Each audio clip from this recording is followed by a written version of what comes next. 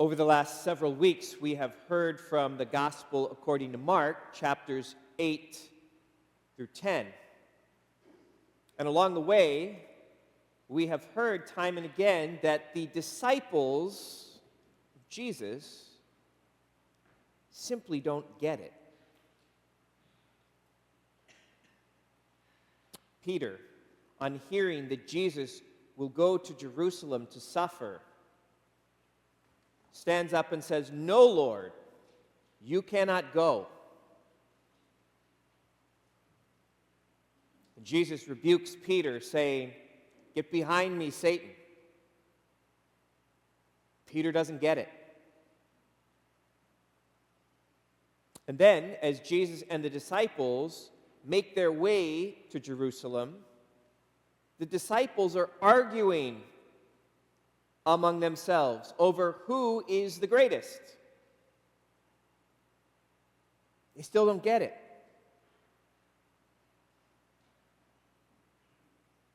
And then John and James seek honor and power, and they ask Jesus, "Lord, can we sit at your right and your left?" They too don't get it. Now, the disciples eventually will come to see reality as it is. They will eventually get it. But at this point in the story, they simply don't. But today we come to the end of chapter 10, and we encounter an individual who gets it. Today we hear of the encounter between Jesus and Bartimaeus, the blind man.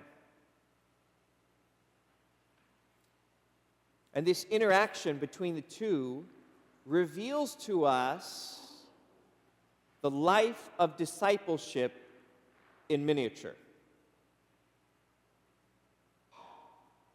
Bartimaeus, at least at this point in the story, is a model disciple. And so he shows us the way. His story is ours. And so here is this blind man sitting outside Jericho on the roadside, begging. He needs help. And this is where we insert ourselves into the story. Because the truth is, each of us, in some way, is blind. Each of us is a little lost. We cannot see clearly. We see only partially. Perhaps because we are weighed down in some way by some affliction, some form of oppression, addiction, depression, some sinful pattern of behavior.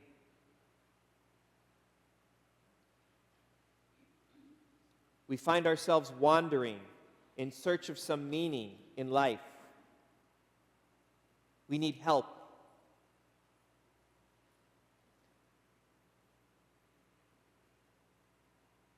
Bartimaeus learns that Jesus is passing by. And so he cries out, "Jesus, Son of David, have mercy on me."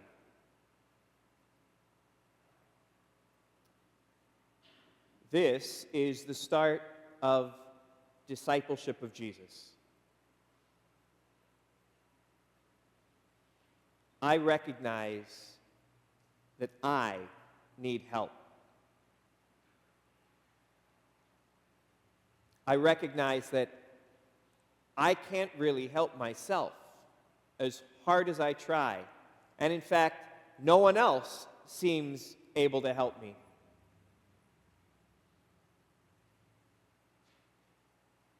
but maybe Jesus can.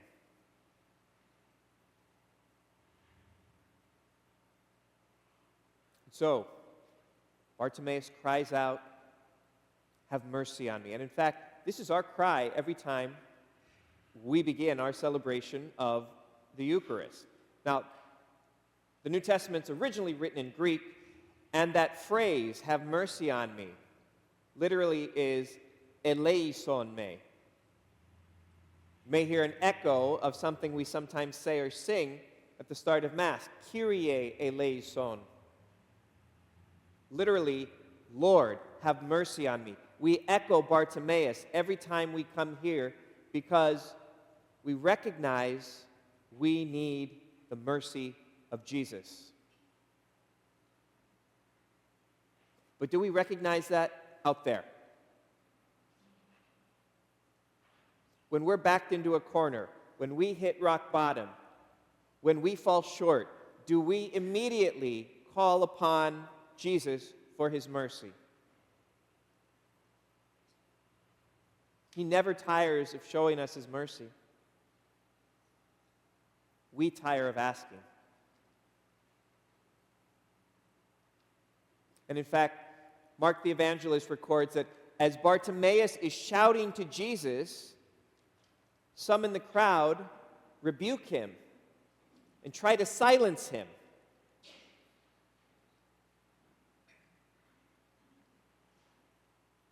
The culture today would prefer us to be silent, would prefer us never to use the name of Jesus, except to curse.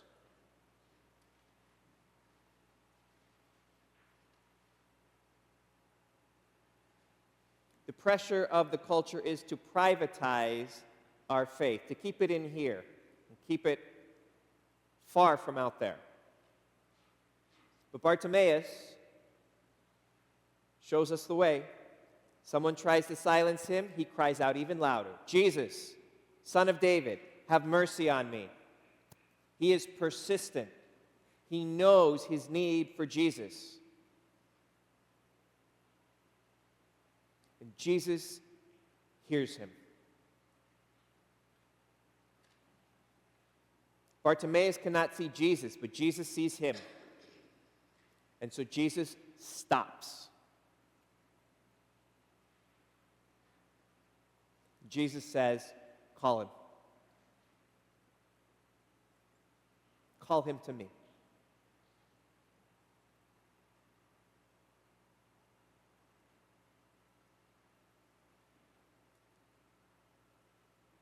Before we ever decide for Jesus, Jesus decides for us. Before we ever choose him, he chooses us. He calls each of us personally by name. He calls us to himself.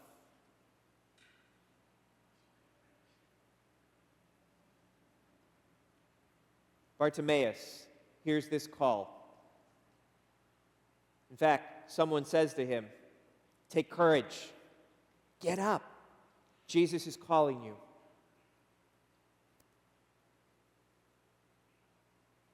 When Jesus calls, we have a choice.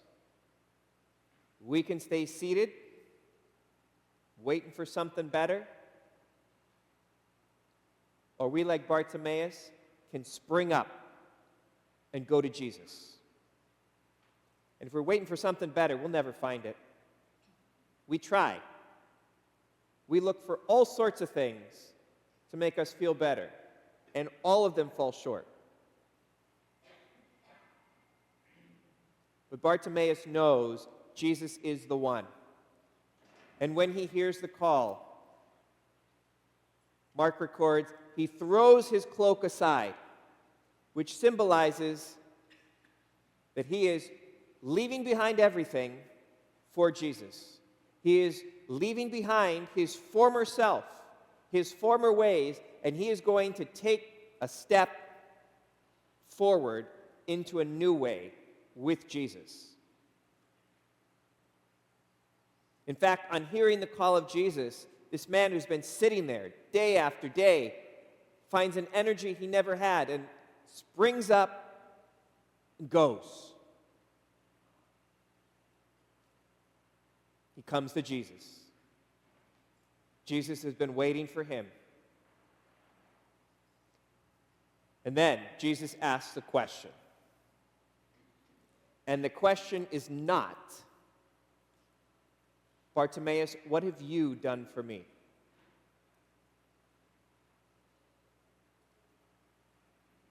No, the question is, what do you want me to do for you?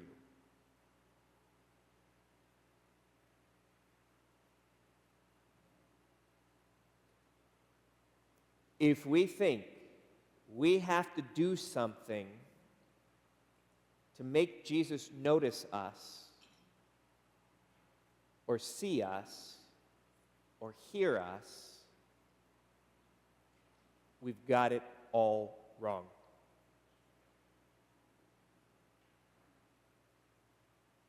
He sees.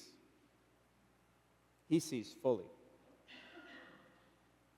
He hears us in our cry.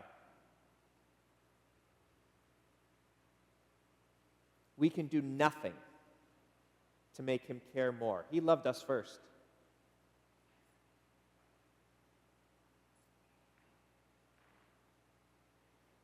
We come here Sunday after Sunday to celebrate the fact that Jesus has already done something for us. That's it.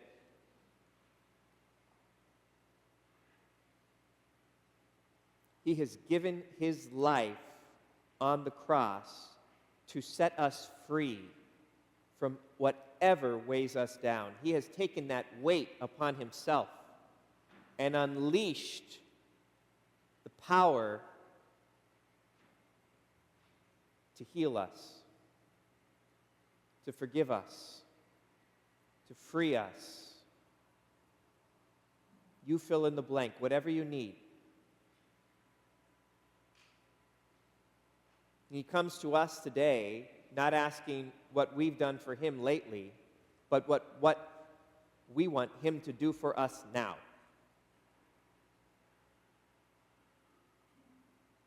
Bartimaeus hears this question, and he says, Master, I want to see.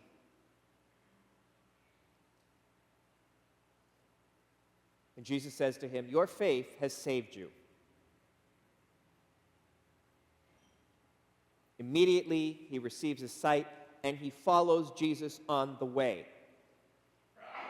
He is the model disciple because he recognizes his need for Jesus.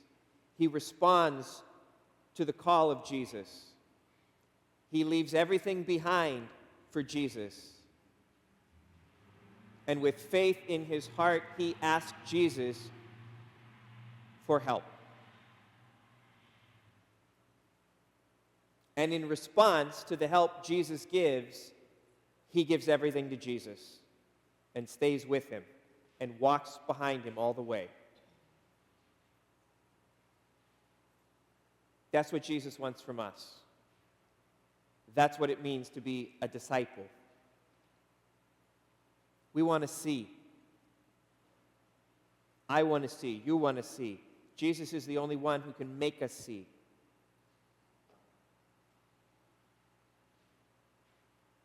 He's already done something for us. He wants to do still more. He's waiting for us to ask. So let's ask him right now. Imagine that Jesus is calling you by name. Listen for his voice. He says your name with such tenderness. He calls you to himself. He gazes on you with such great love. He loves you with his look.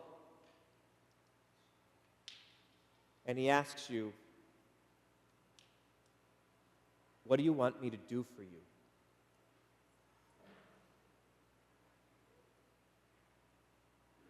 What do you say to him?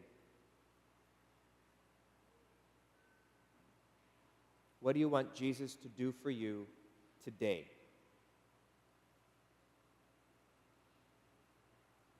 Now ask him with faith.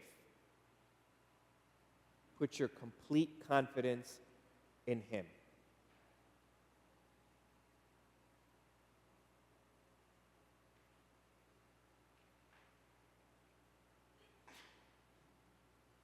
Whatever you want from him, whatever you need from him,